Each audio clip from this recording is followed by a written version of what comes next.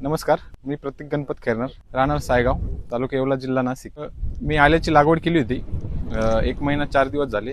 3 जुलै 2026 ची लागवड आहे। ही लागवड करायच्या आधी सह्याद्री बायोटेक इथं मी संपर्क साधला। सरांच्या मार्गदर्शनाखाली सरांनी पहिलं सांगितलं का मातीचे रिपोर्ट वगैरे करून मग नंतर पुढे आपण हे करू। आम्ही रिपोर्ट केल्यानंतर रिपोर्टमध्ये जी कमतरता आली त्यानुसार आम्ही सरांनी कॅल्क्युलेशन करून दिलं।